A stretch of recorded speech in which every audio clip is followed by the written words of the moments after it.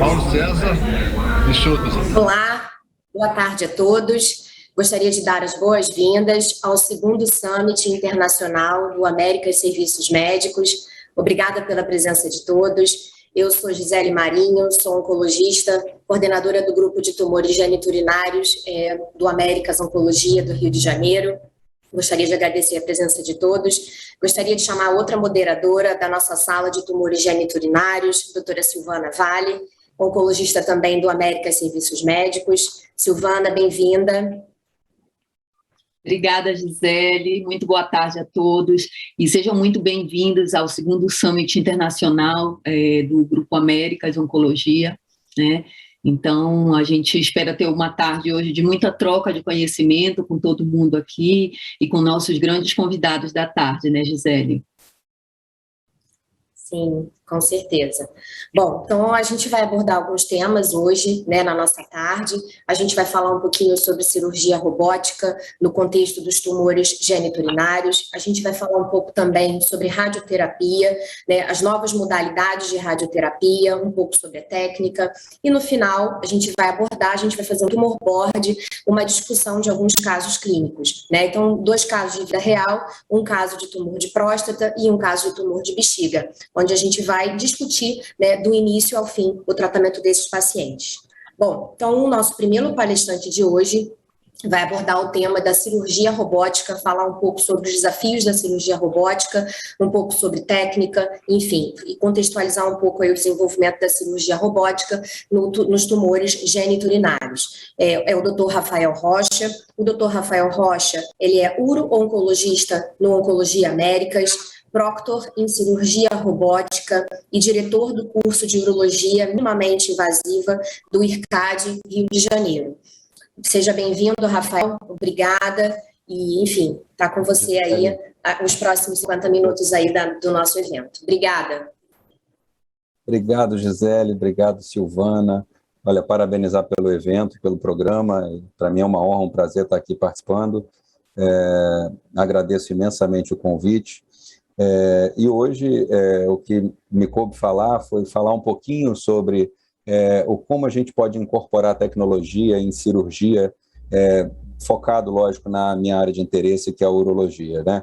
Então, como é um evento grande, um evento para um público muito heterogêneo, eu vou tentar não ser muito massivo e tentar fazer um belo passeio no parque, desde o início, de quando essa tecnologia foi incorporada até as perspectivas futuras do que a gente tem por vir.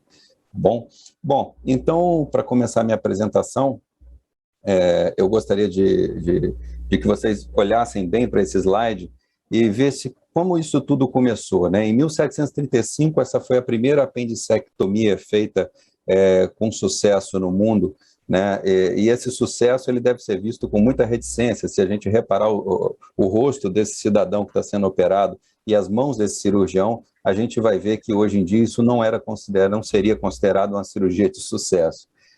As coisas evoluíram no mundo e a tecnologia veio ajudar isso. E a próxima tecnologia que mudou o paradigma da cirurgia foi o ato de anestesiar o paciente para ele ser operado, né? Então, agora, nesse momento, a gente tem aqui um paciente ainda sendo operado com aquelas mãos sujas, com aqueles panos imundos, mas pelo menos o paciente agora está mais confortável, ele não sente dor nesse momento em que ele está sendo operado. Até que na Alemanha descobriram que as parturientes morriam menos quando a gente lavava as mãos. E o ato de lavar as mãos foi a próxima tecnologia com maior custo-efetividade na história da medicina, que incorporou resultado em mortalidade perioperatória, né? Então, lavar as mãos foi uma tecnologia imbatível, que, na minha opinião, não terá nenhuma outra que vai mudar tanto o panorama cirúrgico, né? Até que Alexander Fleming foi numa placa de Petri e descobriu o antibiótico, que foi uma outra coisa que permitiu que nossos pacientes operados vivessem cada vez mais. Então, eu citei aqui 4 momentos da história que precederam tudo que a gente vive hoje, que foram singulares e angulares para que a gente pudesse ter hoje o que a gente considera cirurgia moderna, né? E, historicamente, o século dos cirurgiões está aí, para quem gosta de história da medicina. Os grandes cirurgiões eram relacionados a grandes incisões, existia um jargão de grandes incisões, grandes cirurgiões, que operava com esses instrumentos totalmente rudimentares.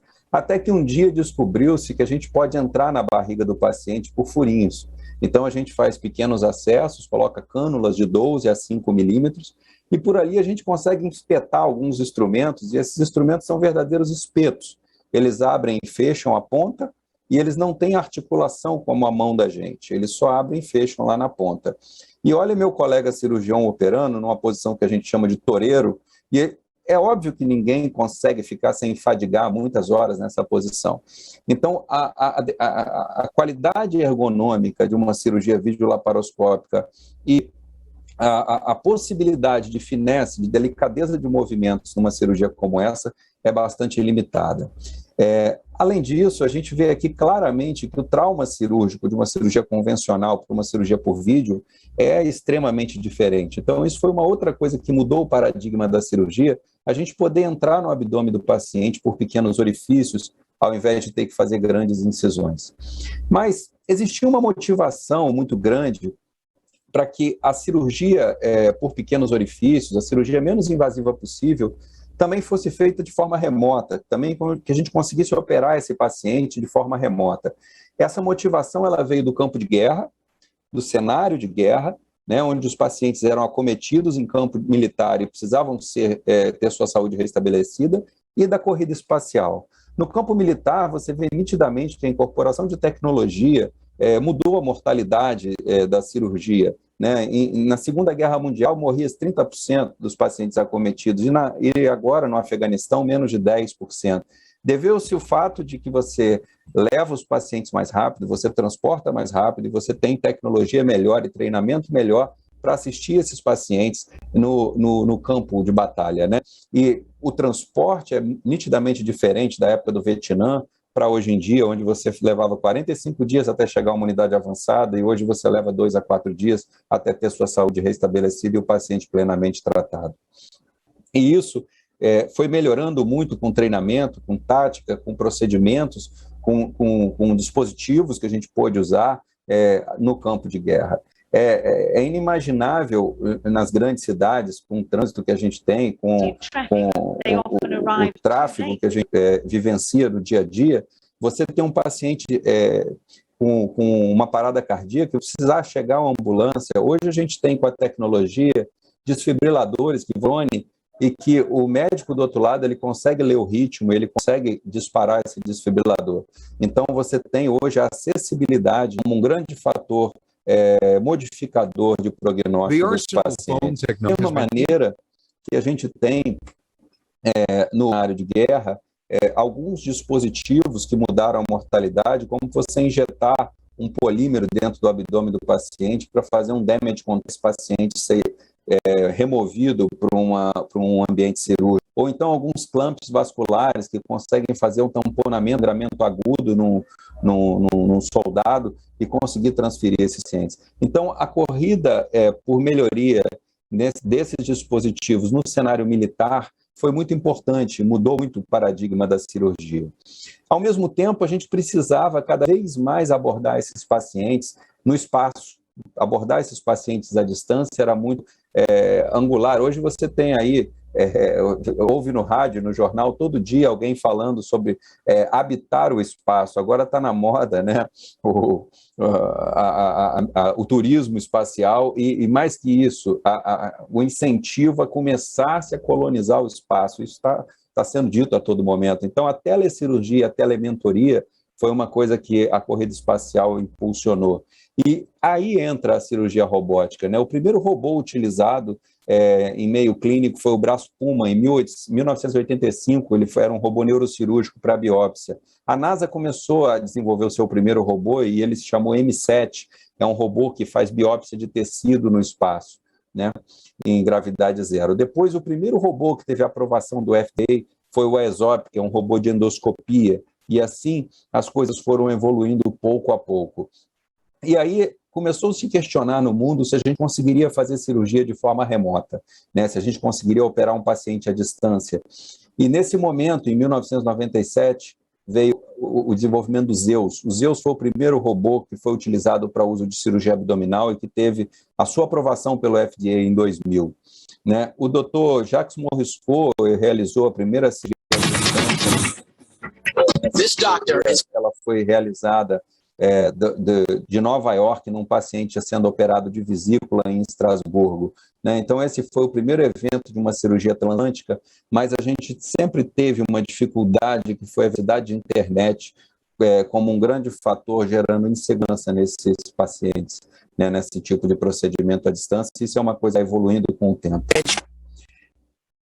E aí, em 1998, a gente veio a ter o robô Da Vinci, que é o robô que todos conhecemos, que é o robô que nós temos hoje aqui para uso clínico, né? O robô Da Vinci, esse é o primeiro modelo do robô Da Vinci, é o robô standard, né? Um robô que na época tinha só 3 braços, a câmera mais 2 braços, um robô muito mais simples, que foi utilizado naquela ocasião. Em 2000, foi feita a primeira prostatectomia robótica na Alemanha pelo Binder, e depois esse robô evoluiu até o modelo que a gente tem hoje. Vocês podem observar aqui à esquerda, o robô tem um console cirúrgico, o console é onde o cirurgião senta para operar. Ali tem 2 consoles nessa sala, mas pode ser um console ou 2 consoles, mas é ali que o cirurgião senta para operar. Ele comanda ao mesmo tempo 7 pedais, que tem função de energia, tem função de movimentação da câmera, de troca de braços. Nós temos o carro do paciente, o carro do paciente é o carro lá que está acoplado ao paciente,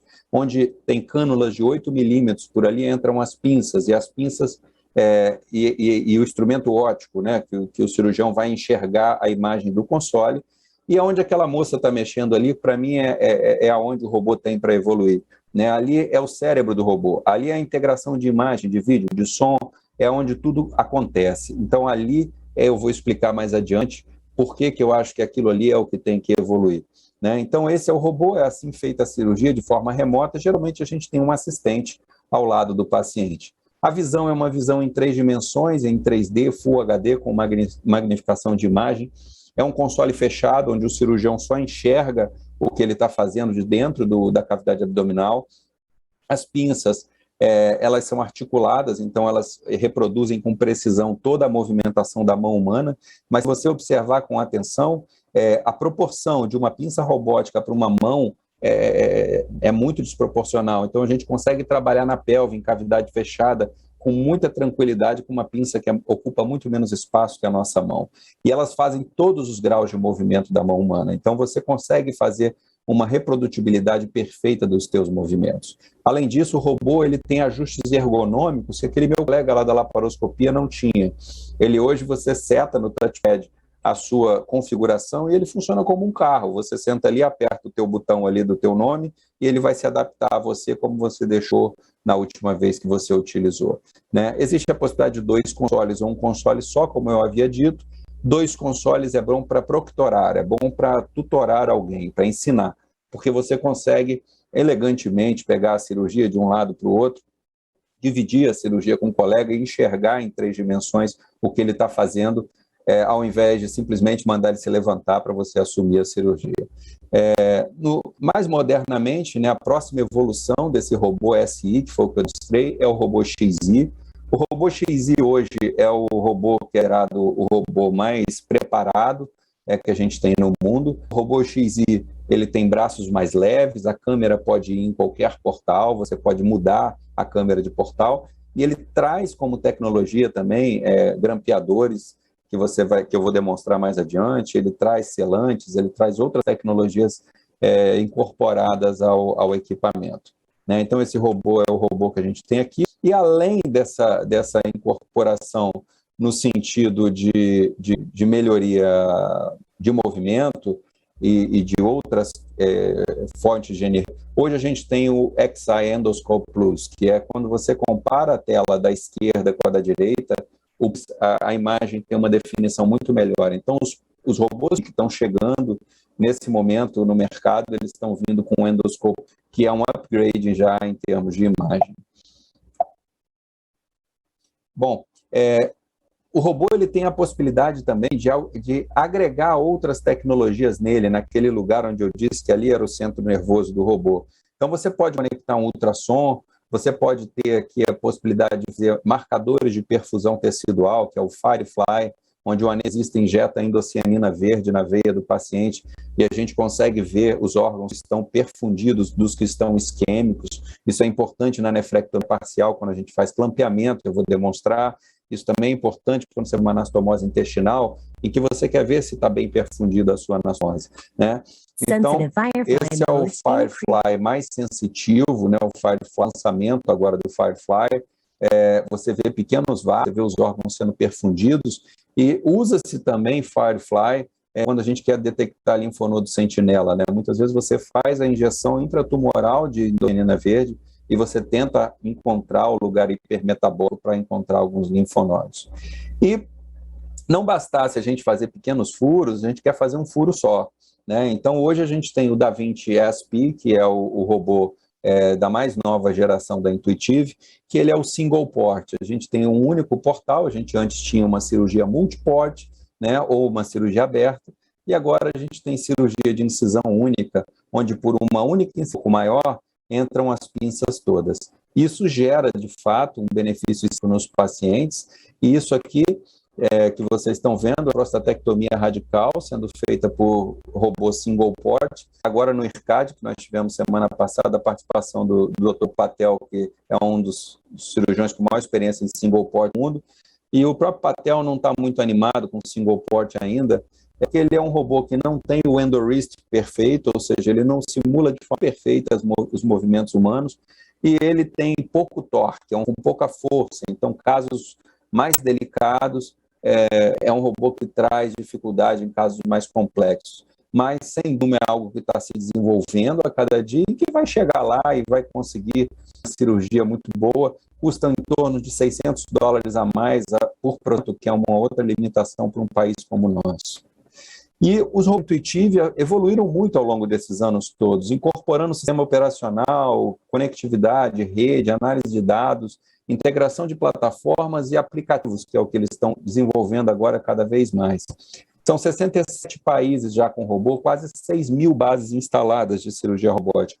São mais de 8,5 milhões de cirurgias realizadas por robô até 2020. E só em 2020, que foi um ano pandêmico, 1,2 milhões de cirurgias. A cada 25 segundos, um cirurgião liga um sistema robótico no mundo. O nosso país está muito atrás disso tudo.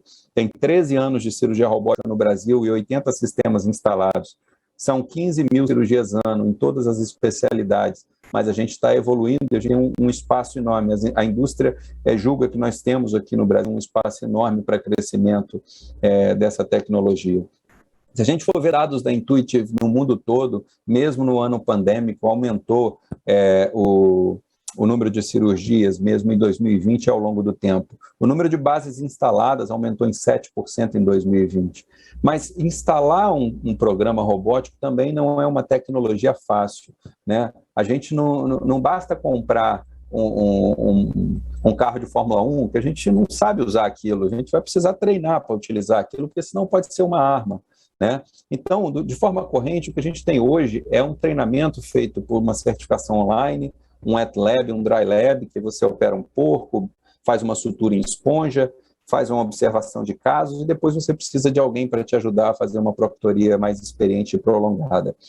O recomendado por algumas sociedades, e as sociedades mundiais estão tentando se organizar para montar um currículo que seja seguro em se aprender cirurgia robótica, né? Então, o treinamento modular é o que está na moda hoje, o indivíduo aprender em módulos na cirurgia, né? Mas isso ainda não é bem estabelecido.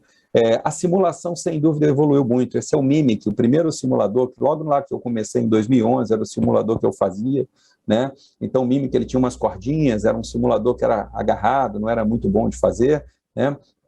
A simulação melhorou muito e evoluiu muito. Hoje, os simuladores, eles vão te dando tarefas, você vai cumprindo as tarefas, é tudo muito autoexplicativo, e você, quando chega na cirurgia, você já chega num outro patamar do que se você não simulasse nada.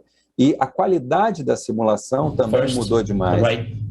Quando você vê aqui uma cirurgia, por exemplo, de próstata na vida real, isso é uma cirurgia de vida real, né? Só que colocada para dentro do sistema de simulação. Então, o médico que está simulando, ele vai cumprindo as tarefas que o simulador vai atribuindo a ele, e quando ele chega na cirurgia, ele tem uma noção muito melhor do que ele tem que fazer, do que quando ele não tem possibilidade de fazer isso. Então, os simuladores melhoraram muito, e eles te dão nota, eles te avaliam, te dizem se você pode ou não seguir o próximo passo. E é praxe nos sistemas de treinamento em que você atinja as proficiências em simulação para que você possa, de fato, ir para o campo operatório. Hoje a Intuitive tem um projeto bem bacana em que o cirurgião em treinamento, ele consegue na palma da mão, com o aplicativo do celular, ter todas as métricas do que ele está fazendo em termos no âmbito do treinamento, o que também é muito bom para que ele possa avaliar com mais calma onde ele tem que melhorar. Existe hoje simulador em medicina para tudo, né? Tem simulador de hemodinâmica, tem simulador de endoscopia e tem simulador de cirurgia robótica.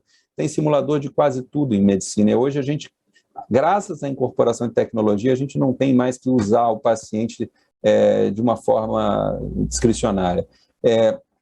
Aqui, depois da simulação, a gente começa a entender como o sistema funciona, a gente precisa entender as falhas, como corrigir as falhas, o treinamento da sala cirúrgica, a observação de casos e depois um curso de certificação onde a gente vai operar um animal para que a gente seja certificado disso tudo. E depois desse tempo todo, quando você acha que está bem pronto, é melhor a gente parar e reavaliar, porque fazer simulação em aviação não é igual a pilotar um avião. Então, é muito importante que você tenha uma proctoria experiente ao seu lado, alguém que possa te ajudar. Eu tive a felicidade de publicar em 2015 um artigo com 100 primeiros casos operados com a ajuda do Dr. Vipul Patel, que era um cirurgião que, então, a maior experiência do mundo em cirurgia robótica, e a gente demonstrou no nosso artigo que, apesar de você estar no início de uma curva de aprendizado, quando você tem um treinamento modular com alguém muito experiente ao seu lado, os seus doentes não precisam ser punidos pela sua curva de aprendizado.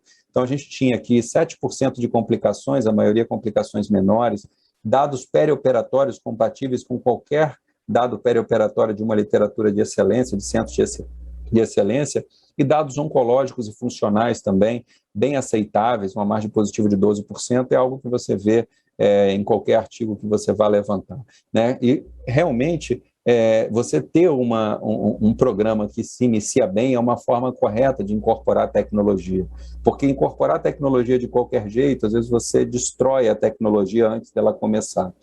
Minha experiência pessoal, nós temos hoje aqui, eu tenho de forma pessoal 2.000 procedimentos, mais de 2.000 procedimentos, desde 2012 eu faço essa cirurgia, portanto, sempre com o mesmo time, sempre com a mesma equipe, eu tenho 2 assistentes que trabalham comigo o tempo inteiro, e já fui preceptor em vários programas no Brasil inteiro.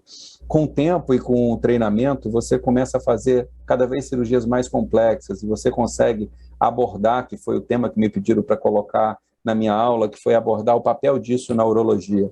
Na minha opinião, o limite em usar cirurgia robótica na urologia, principalmente na área de uro-oncologia, ele está mais relacionado ao cirurgião do que ao robô. Hoje o robô pode tudo, é o cirurgião que precisa saber utilizá-lo.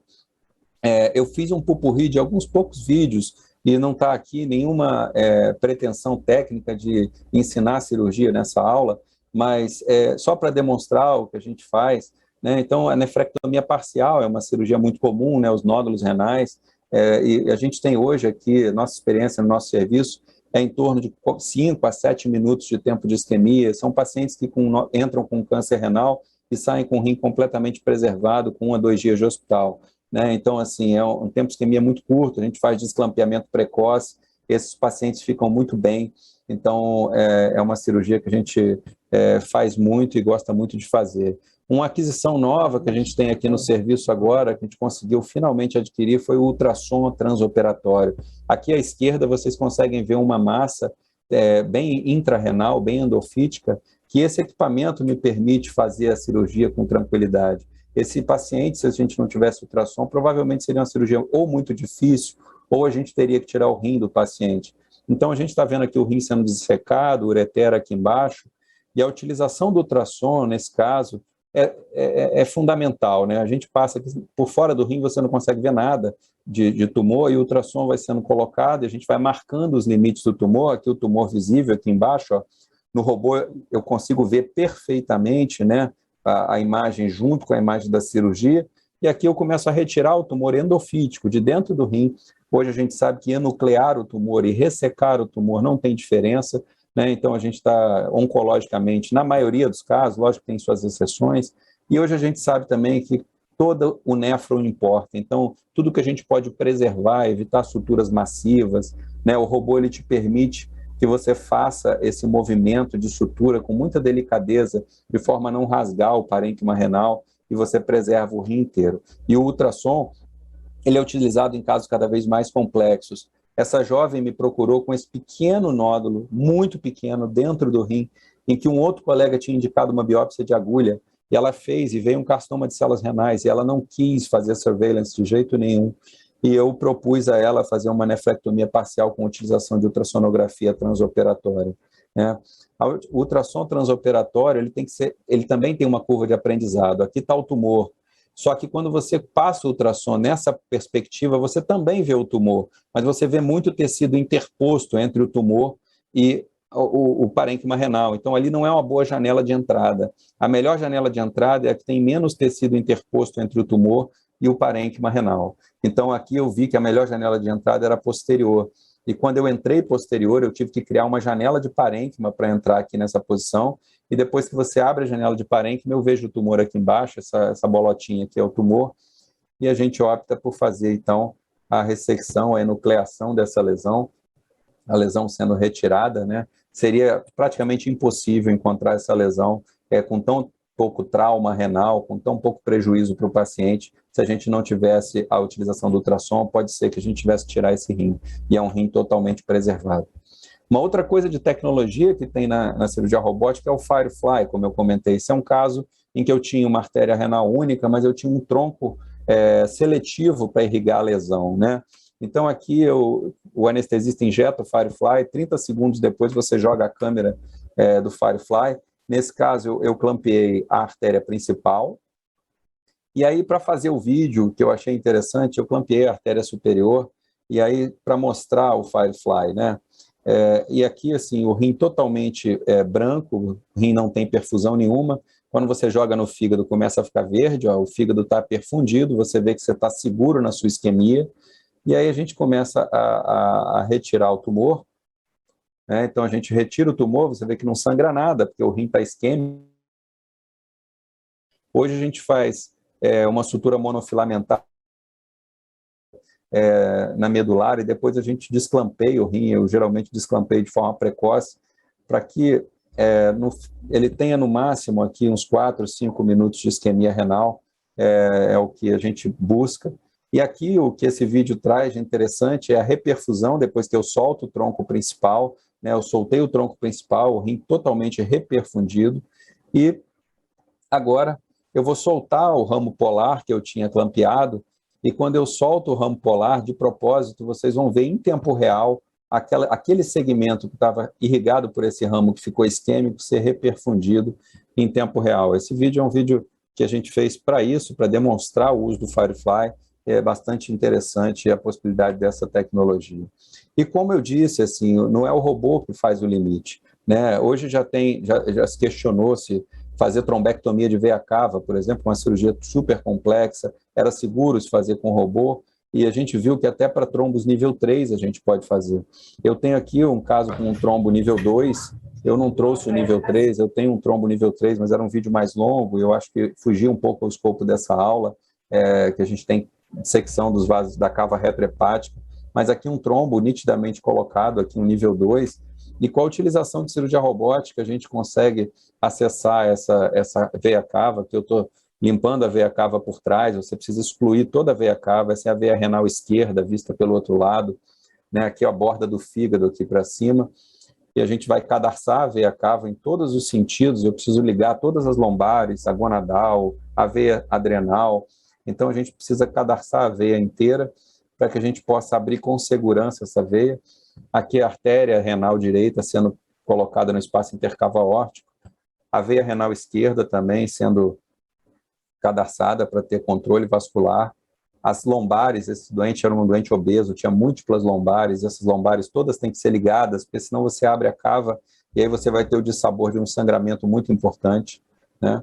E agora a gente começa a clampear, clampeando a veia renal esquerda, já foi clampeada a cava infra, agora vamos clampear a cava supra, a cava está toda clampeada, e a gente vai abrir, aqui tem um back bleeding, tem um sangramento de peça, na verdade esse sangramento você vai ver adiante que não vem da cava, né?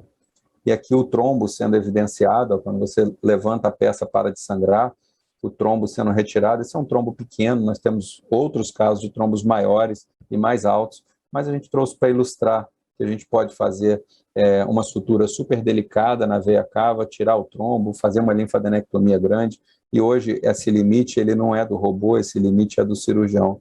E eu acho que é importante que a gente possa, com muito treinamento, fazer cirurgias cada vez mais complexas por via minimamente invasiva, porque os pacientes se beneficiam. Quando eu solto a cava, a gente pode testar a sutura e olhar totalmente o fluxo, não tem nenhum sangramento na linha de sutura, e isso é o que a gente busca nessa cirurgia. Bom, a cirurgia mais feita por cirurgia robótica na urologia é a cirurgia de próstata, a prostatectomia radical. A prostatectomia radical hoje evoluiu bastante também. Hoje a gente consegue fazer uma cirurgia menos invasiva possível nos pacientes de baixo risco. Esses pacientes, a gente tem uma pressão muito grande do active surveillance, de radioterapias cada vez mais modernas, então a gente tem que estar à altura disso tudo, no resultado funcional. Essa é uma cirurgia com preservação total de todo o arcabouço pélvico. A gente, quando começou, tinha uma outra forma de operar, a gente abria a face endopélvica, ligava o ligamento puboprostático, fazia várias manobras para que a cirurgia fosse uma cirurgia mais fácil, e com experiência e com o tempo a gente foi diminuindo isso tudo, de forma que hoje a gente tira a próstata de forma menos invasiva possível, né?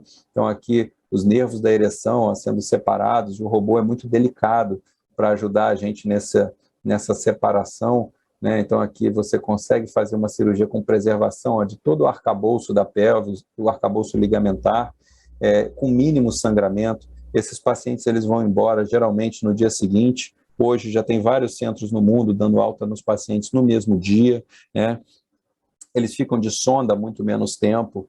Com o uso de cirurgia robótica, você fica de sonda 5 dias aproximadamente, quando antigamente fazia-se o uso de cateterismo vesical de 14 a 21 dias, dependendo da cirurgia aberta que se oferecia aos pacientes, né? Então, o robô mudou o paradigma da prostatectomia radical. Aqui está a uretra sendo dissecada, o esfíncter, e o que ele trouxe também de vantagem foi a sutura, né? A gente consegue hoje fazer suturas em cavidades extremamente apertadas. Aqui eu estou fazendo a anastomose da bexiga com a uretra.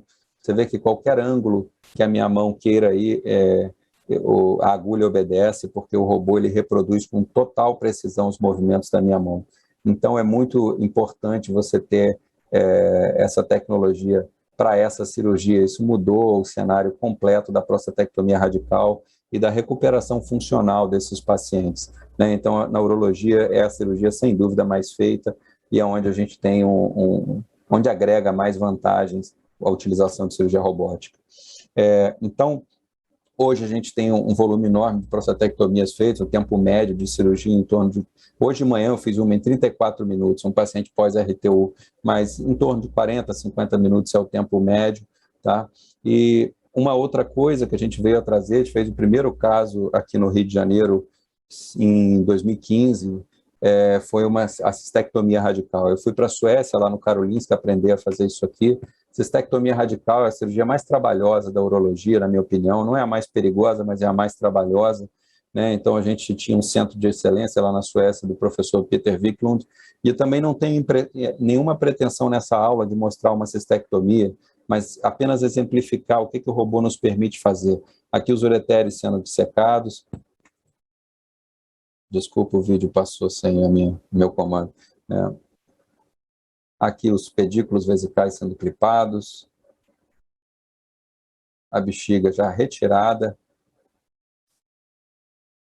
A gente pode fazer linfadenectomias cada vez maiores. Você aqui sendo os vasos ilíacos esqueletizados, todo esse tecido ganglionar sendo removido, nervo obturador, todas as artérias e veias retiradas da parede, que é como a gente tem que fazer, né?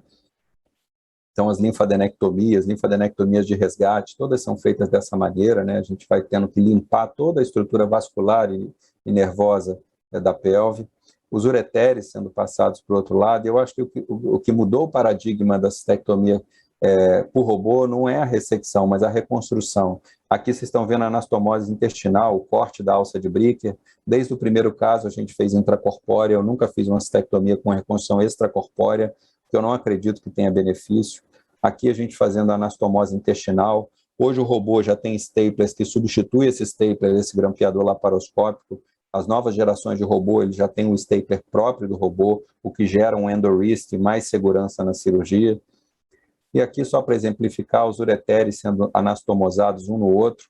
Na época que eu aprendi lá no professor Wiklund, a gente fazia o Wallace, que é essa anastomose em dupla boca. Hoje eu migrei para uma anastomose separado, porque se a gente tem problema em uma anastomose, a gente pode ter problema nas duas.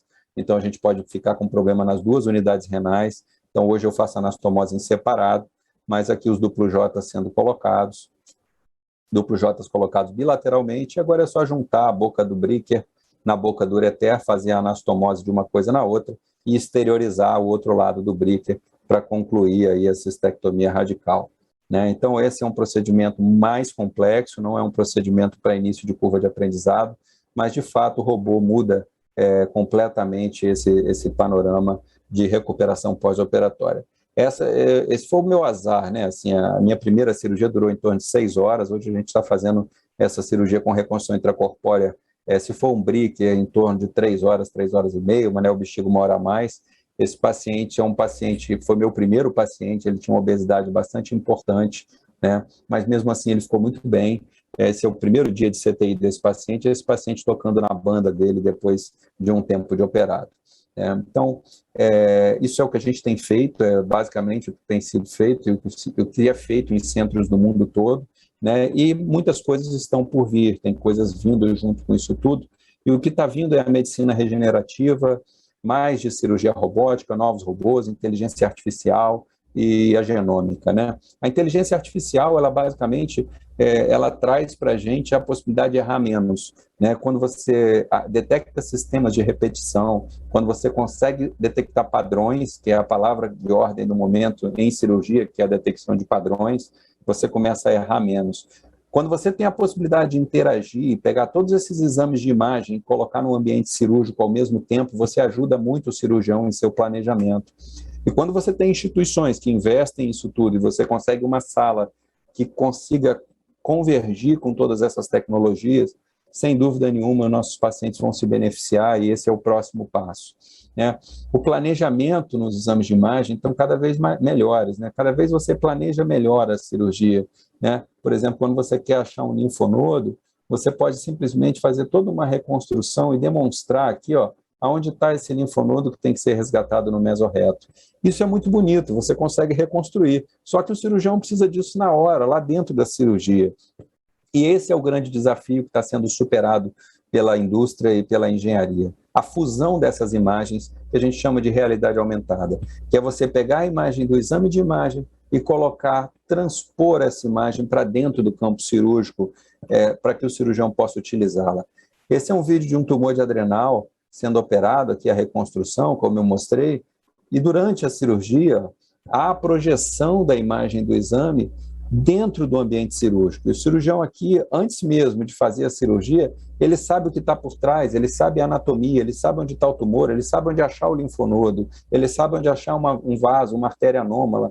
Então, é muito importante que o próximo passo é esse em cirurgia. É bom deixar claro que a realidade aumentada é o próximo passo e ela está sendo melhorada cada dia mais, inclusive em modelos deformáveis, onde você muda o tecido de posição, o órgão de posição, e a anatomia do órgão vai junto. Então, é melhor para um cirurgião hepático, por exemplo, saber aonde está passando a veia hepática, antes dele fazer uma lobectomia. Isso é planejamento.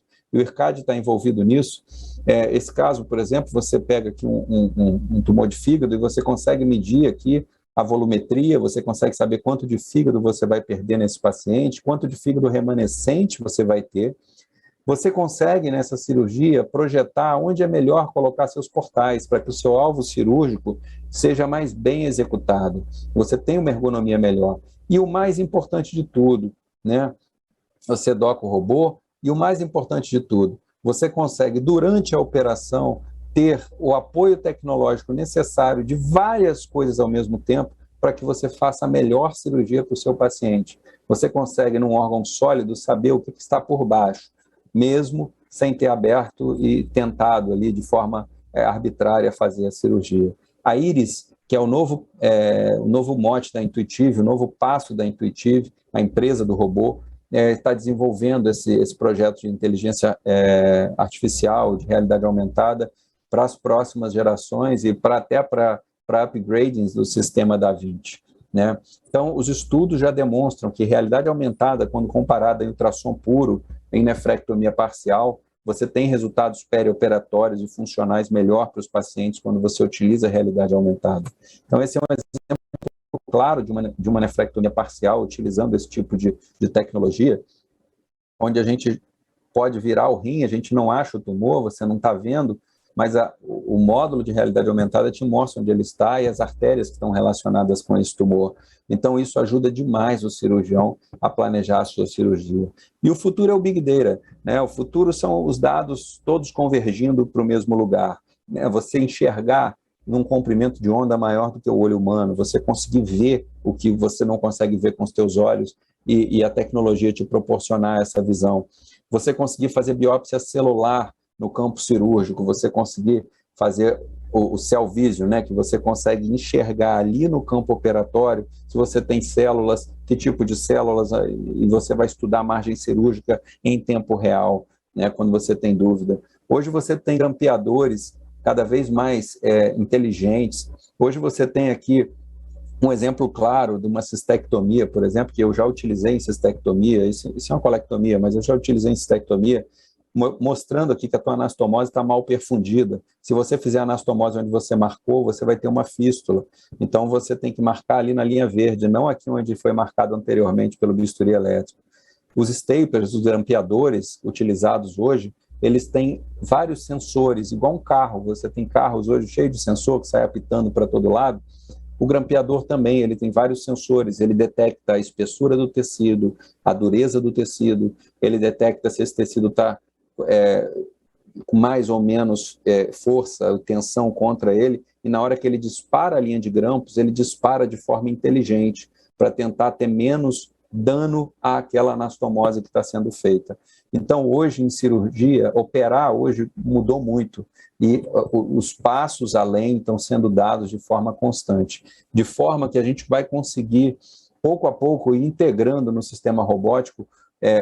Quando o sistema robótico foi lançado, pensou-se que ver melhor e mexer melhor as mãos e ter a pinça reproduzindo era tudo, mas isso não é tudo, isso é só o início. Tudo é trazer toda a tecnologia que envolve a propedêutica do paciente para dentro do campo cirúrgico em tempo real. E esse é um vídeo anedótico que eu trouxe para a gente rir um pouco. Na verdade, isso é como a gente está evoluindo, né? Às vezes a gente olha protótipos de coisas e acha que aquilo não vai para frente, não dá muito valor, não dá muito crédito, né? Mas isso é um protótipo, um dia pode virar realidade, né? Isso é uma instrumentadora cirúrgica, de cirurgia robótica, né? Um instrumentador, e aqui o instrumentador robótico, ele vai pegar uma pinça na prateleira dele, né? O robô vai botar o braço ali para ele se servir, ele vai retirar uma pinça e ele vai colocar a pinça que está sendo utilizada naquela cirurgia, a pinça de interesse no momento. Então, as coisas estão evoluindo e negar a tecnologia é um erro. Então, as novas plataformas estão vindo. Hoje a gente tem plataformas diferentes. Tudo isso que vocês estão lendo nessa tela aqui são robôs novos, desenvolvidos para várias coisas que estão sendo feitos no mundo todo. É tudo que a gente tem no mundo de robô, né? Eu trouxe 3 robôs principais que estão chegando no mercado agora, além de outros, mas eu foquei em 3 que são os principais, que é o robô da CMR, que é o Versus, né, que já tem até um robô desse em São Paulo. É um robô que você acopla na mesa, um console aberto, que você pode usar um joystick que é um pouco bem diferente do joystick do Da Vinci, é uma outra curva de aprendizado, né, e é um robô que você usa óculos 3D, então não é um console fechado. Eu não considero tão intuitivo esse robô, mas é uma outra forma, é um outro equipamento que vai poder ser utilizado nos próximos tempos para que a gente faça cirurgias, e tem uma enxurrada de robôs chegando no mercado. Então, esse é o Versus. Uma outra empresa que é um monstro mundial em tecnologia médica é a Medtronic. A Medtronic tem o Hugo. O Hugo, ao invés de acoplar na mesa, são vários carrinhos, um por braço, né? Eu tive o prazer de conhecer esse robô ainda em desenvolvimento e dar opinião. Esse robô é um robô que ele vem acoplando na mesa por carrinhos. O console também é aberto, você também usa óculos 3D. É uma outra proposta de cirurgia em que o cirurgião não tem um robô muito parecido com o Intuitive, né? E a gente tem o Rivo. O Revo é basicamente uma cópia do Da Vinci, né? Um robô, até os pedais eles têm a mesma cor, o joystick é muito parecido, e eu acho que isso foi uma grande sacada desse robô, porque, na verdade, você diminui muito a chance do cirurgião se sentir desconfortável com uma tecnologia diferente no cenário da cirurgia robótica, ou seja, ele tem que aprender tudo de novo. É igual dirigir o carro, como eu disse, já é meio automático. Então, se você tem algo que é muito semelhante ao que você está acostumado e você consegue diminuir o custo, isso talvez possa ser bem interessante para o mercado. Há aqui, como eu disse, uma enxurrada de novos robôs, alemão, chinês, coreano, tem robô de todo lugar do mundo hoje entrando no mercado, e isso é um cenário que vai mudar muito ao longo dos próximos anos, né? E a gente tem que ser cirurgião de engenho hoje, cada vez mais a gente tem que pensar que o que a gente faz é muito importante, mas que a medicina individualizada é o que está na moda, né? É isso que está cada vez mais em moda, e essa tecnologia é que está avançando ainda mais. Você entender o paciente que precisa ser tratado, você entender a doença que precisa ser tratada, você entender a doença que vai responder ou que não vai responder. Isso é hoje o próximo passo, na minha opinião, em termos de medicina no cenário da uro-oncologia. A gente diferenciar um lobo de um lobo na pele de cordeiro é uma coisa muito difícil, sempre foi. E hoje a gente está cada dia mais perto desse tipo de resposta. A gente tem imagens que mudaram, né, o cenário do tratamento do câncer de próstata, como essa imagem que todo mundo conhece, do teste PSMA sendo utilizado num paciente full metastático, e esse paciente depois tem essa última imagem que não demonstra nenhuma metástase. Isso é uma mudança muito grande de paradigma, isso é evolução, isso é incorporação de tecnologia. E também hoje a gente está brincando de fazer coisas que a gente nunca imaginou que faria, né? A gente está imprimindo órgãos, a gente está fazendo medicina regenerativa, então tem muita coisa na área cirúrgica também que vai avançar no sentido de implantes, transplantes e outras tecnologias na área de urologia e de cirurgia oncológica. A gente pode utilizar diversas tecnologias para atingir algum objetivo, né? Nós podemos fazer uma viagem num carro como esse, uma viagem bastante emocionante. Se estiver chovendo, a gente pode optar por esse automóvel um pouco mais confortável, que vai proteger a gente da chuva. Ou a gente pode ir num carro desse, eu acho que talvez seja um carro que vai dar um conforto maior para a nossa viagem. Independente da forma que a gente faça isso, a gente tem que fazer com bastante cuidado, com bastante critério. O que a gente faz é medicina, então a gente tem uma enxurrada de tecnologia entrando. É muito importante que a gente não negue a tecnologia. Eu comecei em cirurgia robótica e quem começou comigo na época ouviu muito as pessoas dizendo: isso não vai dar certo, isso é só um negócio que botaram aí para esse menino fazer. E, na verdade, a negação desse processo ela é implacável, a tecnologia é implacável com a gente, ela é acima da gente, a gente precisa saber o que presta, o que não presta, ter um juízo de escolher o que é melhor para cada um e para cada incorporação dessa tecnologia no lugar certo. E para encerrar a minha apresentação, eu estou demonstrando aqui um vídeo que eu tive o prazer de fazer. Esse vídeo difundiu muito na internet. Eu tirei os carocinhos de uma pitaia para montar a marca da instituição, a marca aqui do Hospital Samaritano, aqui no Rio. E nesse momento eu gostaria de agradecer imensamente a oportunidade de falar para todos vocês sobre uma coisa que eu sou apaixonado, que é cirurgia robótica. Na verdade, eu sou apaixonado por cirurgia robótica é só mais um negócio. E aqui é o vídeo de descaroçamento de uma pitaia mais cara do universo, né, onde a gente marca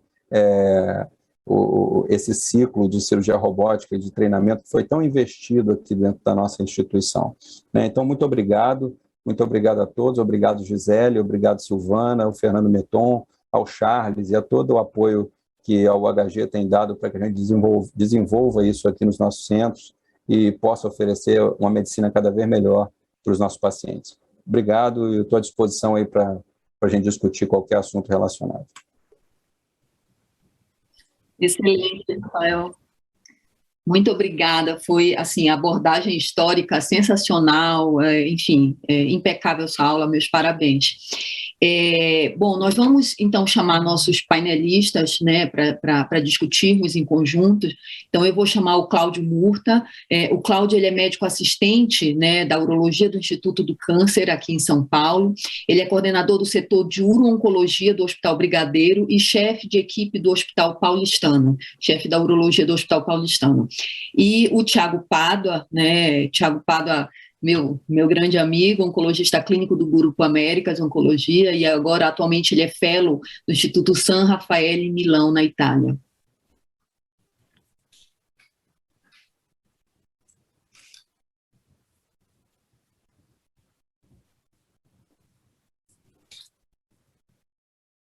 Alô, vocês me ouvem? Então, Sim, tio. Cláudio, você gostaria de começar seus comentários aí sobre a aula do Rafael, acrescentar alguma coisa? Boa tarde a todos, obrigado pelo convite, por estar aqui falando com vocês. Queria começar falando que a aula foi um espetáculo, né? Realmente a aula muito boa, muito interessante, né? Trouxe aquilo que a gente está acostumado na parte técnica, mas de uma forma diferente, com uma cultura da parte médica, inclusive. Foi muito interessante, parabéns a Rafael. Bom, a cirurgia robótica realmente a robótica no mundo, né, é algo apelativo, né, que as pessoas sempre querem, né? E aquilo que eu Rafael falou no final é verdade, não tem dúvida nenhuma, né? A tecnologia ela veio para ficar e vai não só para ficar, mas para modificar. E se a gente negar essa evolução, a gente vai ficar para trás.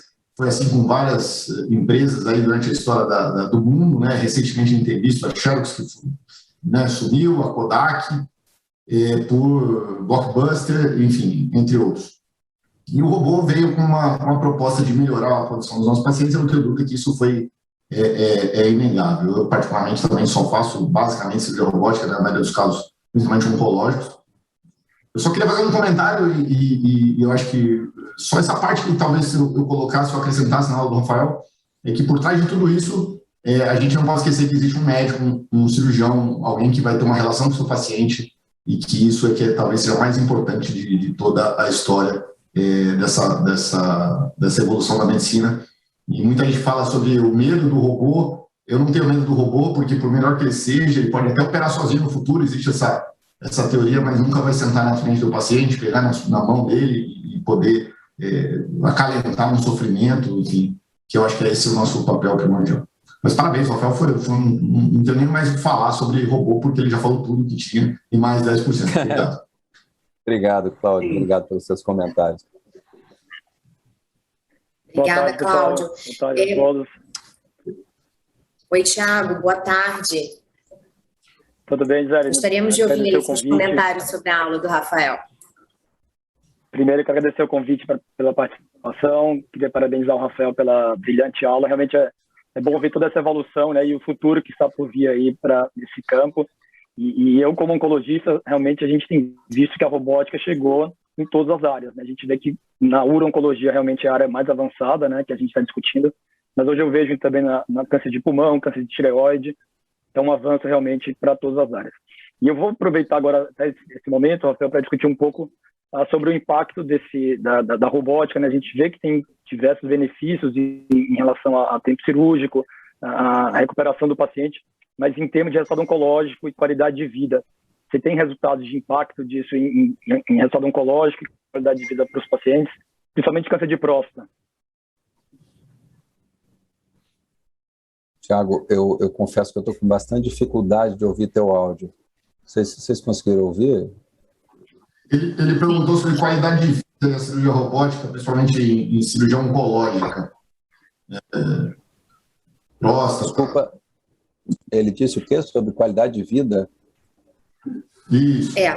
Ele perguntou, Rafael, qual seria a Desfecho oncológico. diferença, né, em relação ao impacto da qualidade de vida da robótica em comparação a uma cirurgia tradicional, enfim, ou laparoscópica. Entendi. Quais seriam os Eu tô ganhos ouvindo em bem. relação à qualidade de vida, enfim, talvez efeitos colaterais, enfim, pós-operatório? Vamos lá, eu acho que o Cláudio foi muito feliz quando ele colocou que existe o cirurgião por trás do robô, né? Eu acho que essa é a principal resposta para essa pergunta do Thiago. Assim, a gente tem estudos mostrando, sim, é bem verdade que a grande maioria são estudos retrospectivos, é bem verdade que na literatura, quando você pega estudos de cirurgia, você tem um viés gigante, na minha opinião, que é a capacidade do cirurgião. Cada cirurgião faz uma coisa de um jeito e cada um tem a sua habilidade. E a gente é meio artesão, né? Então, cada cirurgião faz o que consegue fazer e o que julga que é melhor fazer. Então, esses estudos eles têm o viés do cirurgião, sem dúvida nenhuma. Sem dúvida, os resultados perioperatórios, em termos de tempo de internação, sangramento, uso de sonda, a qualidade de vida naquele momento inicial ali é muito melhor numa cirurgia minimamente invasiva. Em resultados oncológicos, a gente não tem diferença na maioria do que a gente encontra na literatura. Então, claro que de novo, você precisa comparar cirurgiões mais ou menos com a mesma expertise para que você ofereça bons resultados. Hoje, eu acho que a resposta que eu tenho para te dar de forma bem realista nos dias de hoje. Hoje a gente vê muita cirurgia sendo bem feita e muita cirurgia sendo mal feita, independente se é de cirurgia robótica ou se isso é uma cirurgia aberta ou laparoscópica, né? É claro que com a incorporação do robô, a gente consegue fazer coisas hoje que muitas vezes numa cirurgia laparoscópica pura você não faria com tanta delicadeza. Mas assim, os resultados perioperatórios em geral favorecem cirurgia robótica. Resultados de precocidade de recuperação funcional, em alguns estudos favorecem cirurgia robótica, em outros diz que é semelhante. Geralmente é mais precoce a recuperação quando você faz uma cirurgia ultrapreservativa e resultados oncológicos são bastante semelhantes. Muito bom.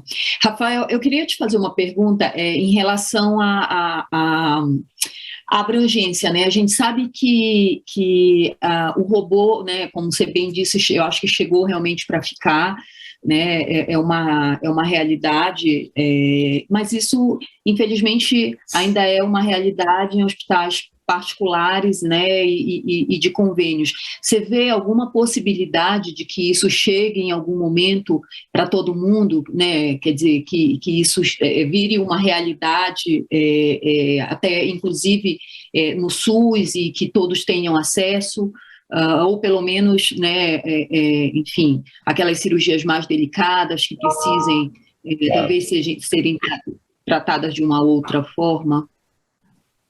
Claro, claro. Salvo engano, aqui no Rio de Janeiro a gente tem 3 hospitais do SUS que tem robô, né? O Pedro Ernesto, o Marcílio Dias, né? E o INCA, né? Então a gente tem 3 centros aqui que tem robô. Claro que esses pacientes não são todos beneficiados por essa tecnologia, os pacientes nem todos conseguem alcançar a possibilidade de serem operados. Ainda é uma tecnologia realmente muito cara, né, e totalmente dolarizada, né? Com o dólar do jeito que está, as coisas estão se tornando cada vez mais impagáveis, né? Mas, sem dúvida, esse meu último trecho da minha aula, acho que responde a tua pergunta, assim, eu acho que a gente está vindo hoje com uma enxurrada de novos robôs, ainda estão vindo mais caros, tá? Esses novos robôs, a gente esperava que viessem num custo mais baixo, porque, na verdade, eles estão meio aquém ainda da tecnologia que a Intuitive conseguiu implementar como benchmark. Mas, na verdade, eles ainda chegam num preço, às vezes, muito caros, mas a tendência é que, com a livre concorrência e com o mercado aberto, isso diminua custo ao longo do tempo e que a gente consiga disseminar isso, sim, né? Se você olhar a quantidade de bases instaladas nos Estados Unidos e um pouco menos na Europa e o resto do mundo, é um disparate incrível. Assim, eu não tenho esse número aqui de cabeça, eu tenho esse mapa, mas eu sou capaz de dizer a você que mais de 60% das bases instaladas no mundo deve estar só dentro dos Estados Unidos. Então, realmente, a questão financeira, econômica, pesa muito nesse cenário. Sim. E eu acredito, né, Cláudio, enfim, para vocês cirurgiões, pelo menos no cenário particular e de convênios, hoje eu acho que essa informação é muito difundida, né, do robô, principalmente para a prostatectomia. Eu acredito que o paciente procure, né, enfim, ser tratado por um cirurgião experiente que saiba usar o robô e ainda que tenha que custear isso, né? Eu acho que a realidade que a gente vê no dia a dia, tanto vocês, urologistas, quanto a gente, oncologista, eu acho que é essa, né? Não tenho dúvida que no consultório privado não tem como falar mais em cirurgia convencional e mesmo a cirurgia laparoscópica, não existe quase mais esse espaço, né? O que a gente tem o paciente vem procurar para fazer, olha, o senhor faz robô, como é que é a cirurgia robótica, ele já conhece a tecnologia, já viram alguma coisa e vem atrás disso porque sabe que tem algum benefício. Infelizmente, o custo realmente existe e isso acontece mesmo em pacientes privados, né? Mas, felizmente, é uma condição diferente, socialmente, eles conseguem adquirir. Eu fico sempre preocupada com o pessoal, o paciente do SUS, que às vezes tem dificuldade para acesso à tecnologia. Excelente. Bom, eu considero que esse bloco... Desculpa, Thiago. Oi, Silvana. Não, Rafael, e sobre a questão de controle de qualidade, né, como você comentou, a gente tem cirurgiões com curva de aprendizado, né, que já consegue fazer uma cirurgia excelente, mas me preocupa como é feito esse controle de qualidade de treinamento dos cirurgiões, essa habilitação. É uma coisa Thiago, regulamentada A sua pergunta é brilhante. A sua pergunta, eu acho que é a pergunta de $1 milhão, na minha opinião. Eu acho que esse é o ponto, esse é o calcanhar de Aquiles do que a gente tem hoje, né? A gente tem hoje, eu vou te dar essa resposta, é assim, ó, o cara acaba de treinar, um proctor experiente olha para ele e diz, olha, meu filho, agora você já pode fazer sozinho. Não existe esse controle de qualidade de forma muito bem estabelecida, né? Então, é muito importante que a gente tenha responsabilidade com o que está fazendo. As sociedades estão se organizando para tentar definir um currículo de treinamento em cirurgia robótica que seja validado e que consiga, ao menos, garantir segurança aos pacientes no início da curva de aprendizado. É lógico que a curva de aprendizado é eterna.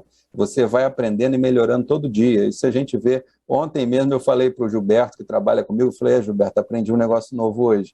E aí é isso, você todo dia aprende um troço. Depois de ter feito 1000 e tantas provas, você olha, não, essa aqui eu aprendi um negócio novo.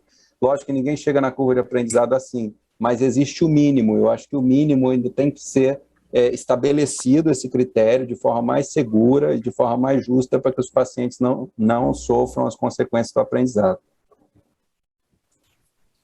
Ok. Bom, eu acho que a gente precisa encerrar aqui esse primeiro módulo. Gostaria de agradecer ao Thiago, ao Cláudio, gostaria de agradecer ao Rafael pela brilhante apresentação, como sempre. Obrigada aí pela participação de todos. A gente vai chamar, então, um intervalo. A gente vai ter um intervalo agora de 15 minutos e, em sequência, a gente chega aí para o segundo módulo da tarde, onde vamos falar sobre novas tecnologias em radioterapia no tratamento dos tumores geniturinários. Bom, então, daqui a 15 minutos estamos de volta. Obrigada a todos. Até a volta. Até lá, obrigado.